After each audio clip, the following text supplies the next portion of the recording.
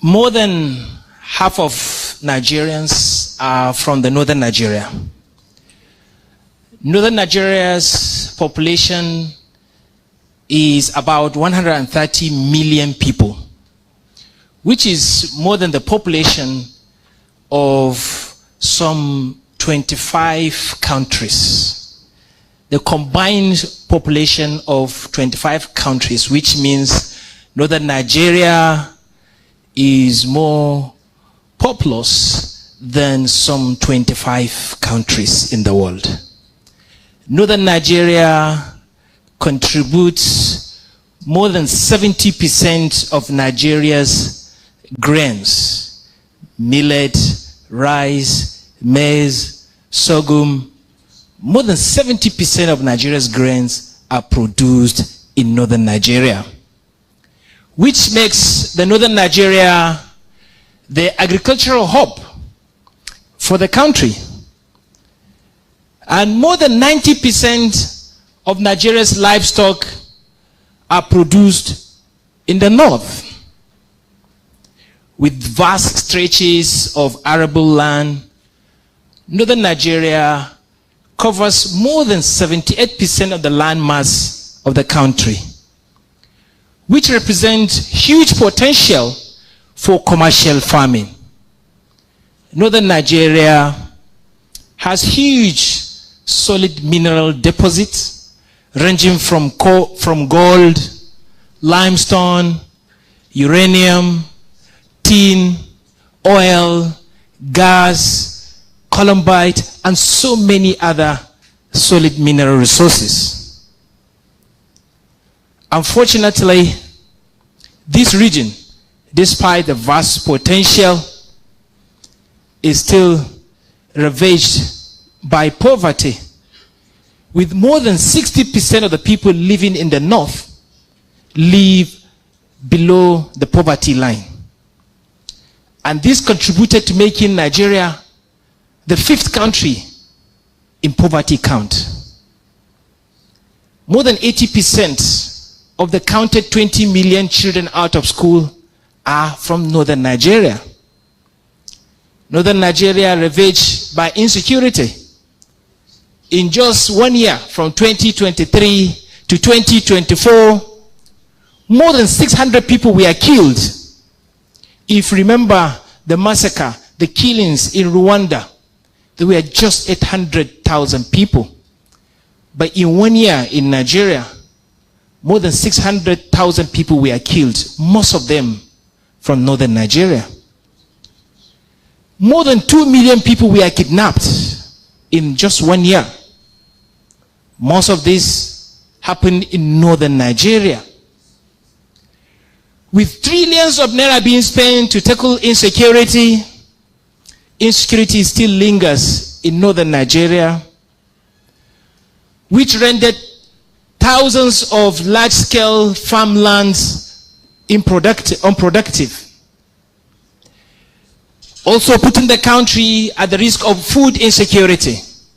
When it comes to maternal death, more than 60% of maternal deaths happen in northern Nigeria, which is one of the highest in the world. And close to half of children in northern Nigeria, they experience poor developmental growth, mental growth, and stunting due to malnutrition. And this also poses a threat for the future development. When it comes to birth rate, Nigeria is the 5th country in the world in terms of birth rate, and largely contributed by northern Nigeria, which has an average birth rate of 5 children per woman. In terms of child street begging, Nigeria is 2nd after India, largely contributed by northern Nigerian syndrome of child street begging.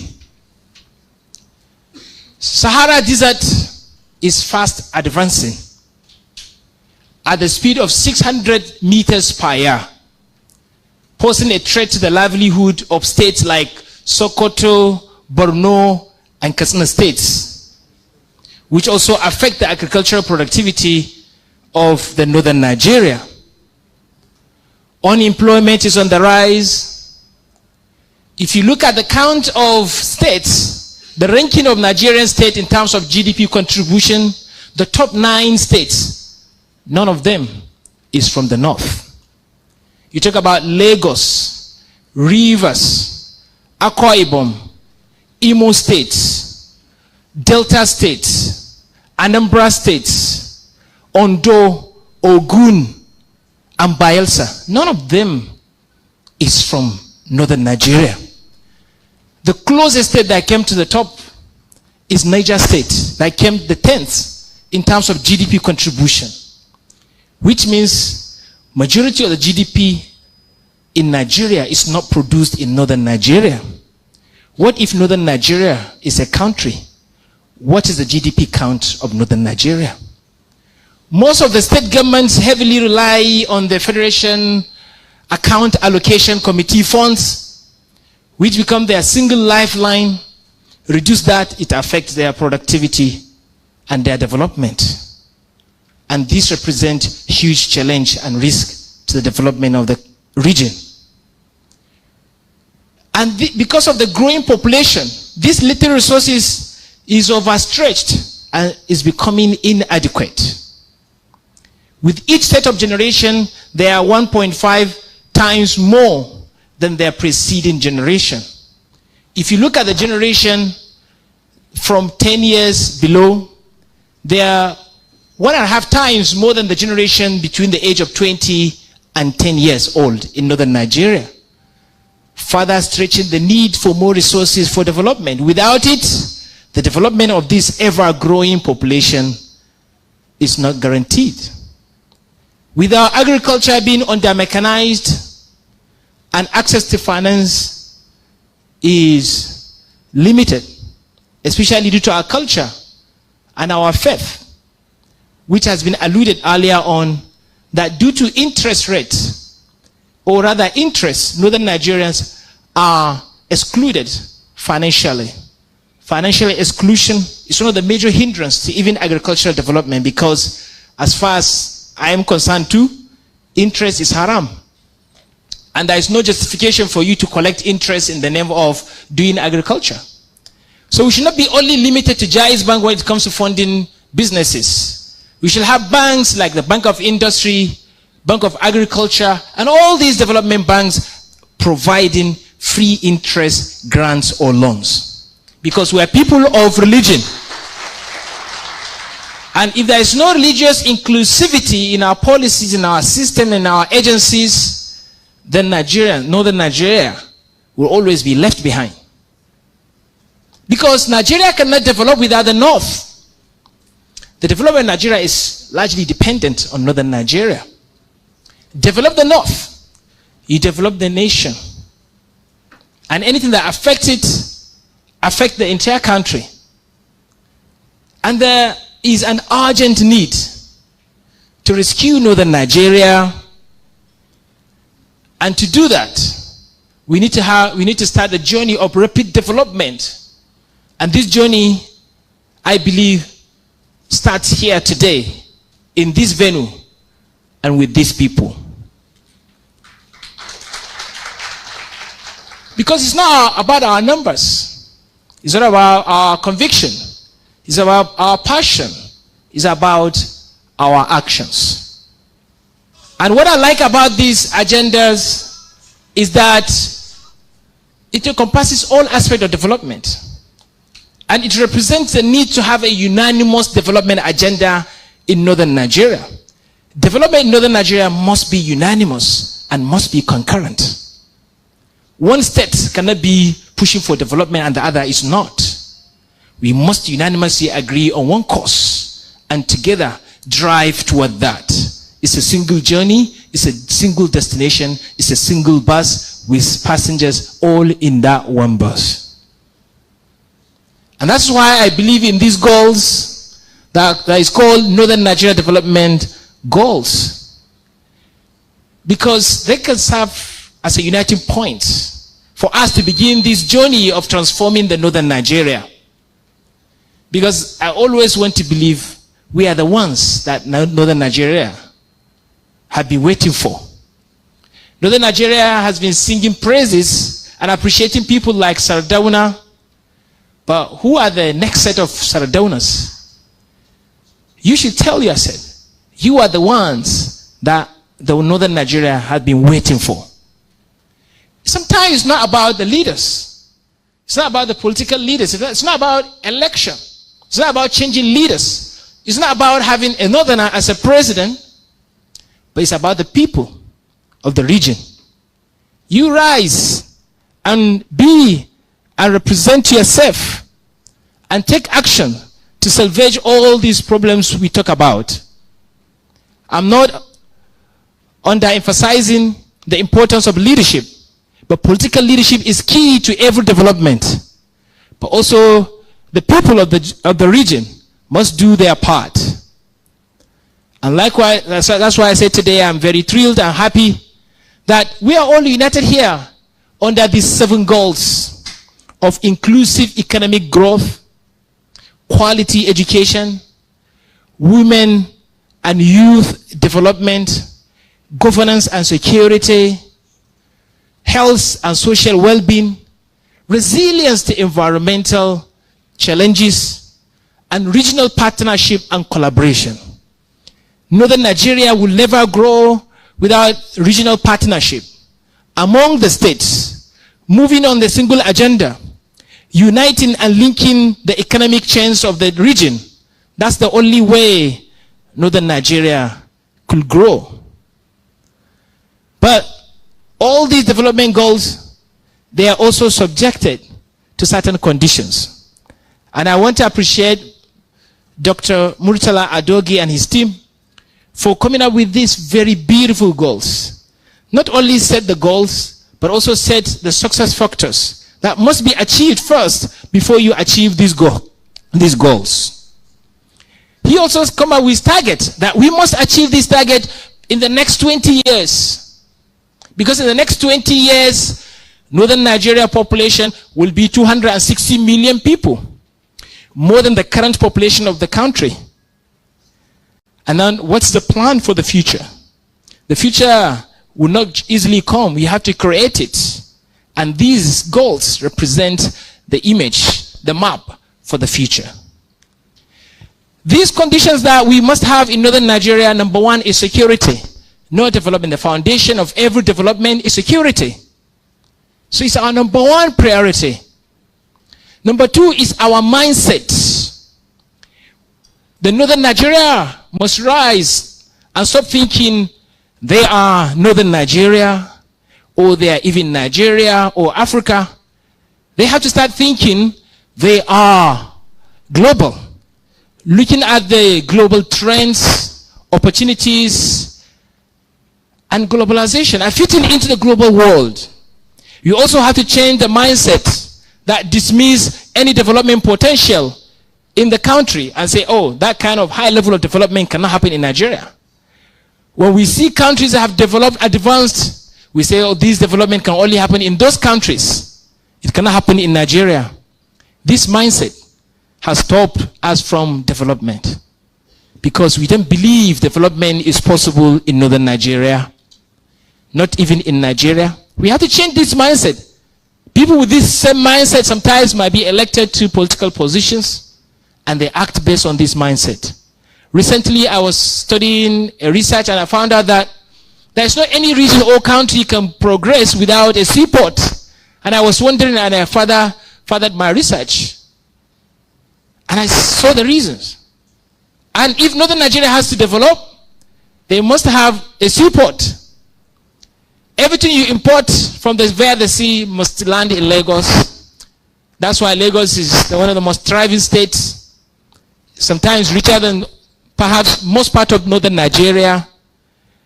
And it becomes more expensive to even import things into Northern Nigeria because we don't have access to seaports. Also, foreign direct investment. We've been talking about agriculture. Even the oil sector that we are proud of. Oil sector didn't become the oil sector today, if not because of the foreign direct investment. So also agriculture. Agriculture is not contributing significantly to the foreign exchange earning of the country. Why? Because we don't have foreign direct investment. So we need to have white people, foreigners, or even Africans coming into Nigeria and invest in agriculture. Make it modern and mechanized. I know that we can still have the pride and say we can do it. Yes, we can do it. But on top of that, we need to attract investors to come and invest in agriculture. We also have to change the mindset of our rich people, our investors. I asked one of my staff to give me a count of how many filling stations do we have in Katsina town. And he couldn't finish counting. I'm sure, Mustafa, you can help me with some data if you have. Because we have thousands of filling stations in one town. But we don't have factories. We don't have even simple processing plants. Everyone that gets money will either go and do bureau de change, keep the dollar, wait for the dollar to appreciate, sell the dollar and become richer. No adding value. Or you open filling station to collect the petrol and go and sell it in Niger Republic. What value have you added? Our people with the money, they have to change their mindset. I was driving Professor Lumumba when I brought him to Katsina. We are driving from Kano to Katsina. And he saw all the trees, all the mangoes. He said, do you have the mango processing plants? I was embarrassed. And I said, no. With all the mangoes in Katsina town, I don't know if there is any mango processing juice or plant in northern in Katsina. So we have the money, but our people with the money, they are investing it in easy investment. So we must invest in productivity, in manufacturing sector, in processing agricultural produce. What we produce is the raw, and then we sell the raw. Even the animal skin, we sell it raw. We don't process it. How many animals do you slaughter in a town in northern Nigeria? Daily. The people that are doing balangu and sire and all these meat sellers, how many animals are they killing every day? Those skins are valuable resources that we can process and export to other countries. So you have to change the mindset of people with the money, the rich people, to have the right investment. Sometimes government has to come in to support people with the right ideas to invest. Sometimes it's not about the money, but the idea. And as lofty as these ideas are, all these goals are, I also want to align with the first presenter that say it comes down to money. And Murtala, I want to also challenge us here that yes, we are waiting for government to also fund development of this, achievement of these goals. But we also have to do our part. And I was doing a simple calculations last night.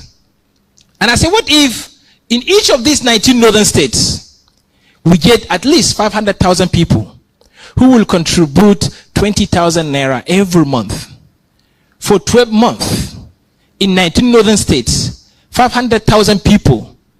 How much money can we gather? It's more than 2 trillion naira. In 1 year, we can contribute at least 2.2 trillion naira and invest this money on goal number 1 only. Next year, the next 2.2 trillion naira will be invested in second goal. And then in the next 7 years, you realize that each goal have been invested or injected with 2.2 trillion naira by people, not by government. If government decide to do that to support, to augment this, then that's fine. So we need to have what you call the Northern Nigeria Development Trust Fund, where people that are rich, that they can contribute money, can always throw their checks, their money there.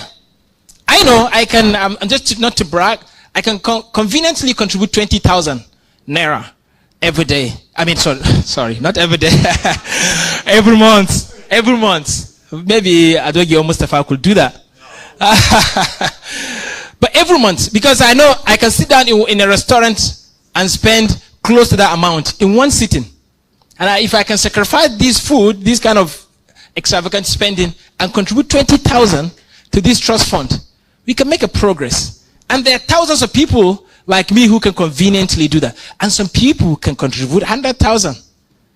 conveniently every month. But we are not giving them the platform, the opportunity to even contribute. So we need contributory funds to fund these development goals. We don't have to wait for government. Government cannot fix all the problems. But we as people, we have to demonstrate what we can. And that's why I also say, out of all the problems we have in Nigeria, ranging from insecurity, poverty, educational crisis, health crisis, unemployment, environmental challenges, weak governance or corruptions, we cannot solve all these problems at once. Like the Pareto principle that says, 80% of your problems are caused by only 20% of the causes. So we don't have to solve all problems, but identify the major causes and fix them. When I was doing Pareto Principles class, I asked my student to give me the major problem of Nigeria. They say poverty. And I said, what caused poverty? They said bad governance and corruption. And I said, what caused bad governance and corruption? And we arrived at selfishness. As simple as it sounds. Because if you are not living for other people, if you're not willing to sacrifice yourself for other people, cost yourself for other people's winning, then you are not a leader.